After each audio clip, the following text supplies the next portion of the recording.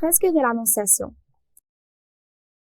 Vue de l'Évangile, de la Vierge Marie et de l'ange Gabriel, et autour d'eux, les 4 prophètes portant leur prophétie sur l'incarnation. Le fond de l'Évangile est la représentation de la ville de Nazareth, et la plus haute tête de la Vierge Marie, une représentation de la ville sur le système de Smithery, représentée par un échafaudage représenté par de couleurs bleues et beige. Les formes des portes et des fenêtres entrecoupées de cette construction peuvent conclure que cette construction est une église, comme un buisson au milieu du dessin. On trouve un représentant de la plus haute droite de l'ange Gabriel, un petit dôme orné de croix blanches. Au milieu du demi-dôme, la Vierge assise sur le trône, l'ange Gabriel tenant la croix en forme de bâton. Il porte un foulard bleu, clair, et trouve 2 plis dans la robe blanche, comme des vagues. Autour de sa tête, il y a un léger halo et 2 ailes de couleur blanc. Il porte un message à la Vierge Marie, écrit en grec au-dessus du crématoire, qui brûle avec les faveurs bleues qui se dressent sur une petite colonne située au milieu entre la Vierge et l'ange. Le texte est plein de grâce du Seigneur avec vous. Luc, chapitre 1, verset 28.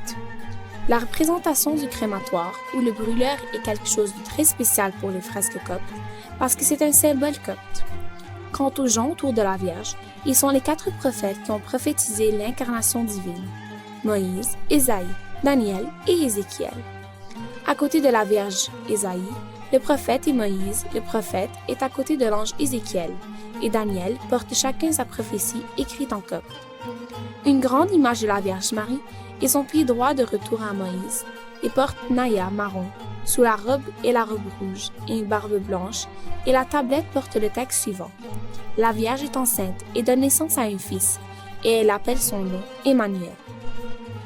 Sur le côté nord et au-dessus du boisson ardent, à côté d'Ésaïe, on trouve une représentation du prophète Moïse et des vêtements rouges, comme Ézéchiel et un foulard bleu.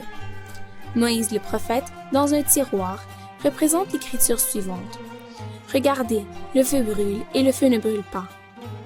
D'un autre côté, Ézéchiel a les cheveux bruns, une partie du nez, de la bouche et des cheveux, et la tunique portée par un représentant rouge comme Moïse.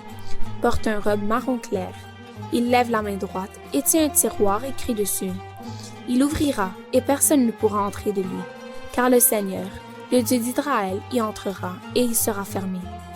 Enfin, quant à la représentation de Daniel le prophète, on le voit debout sur le côté droit et vêtu de vêtements traditionnels.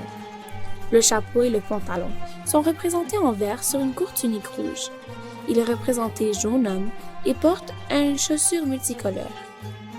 Nous trouvons les formes de croix multiples sur la tête et les mains et les pieds de la Vierge aussi sur la chaussure.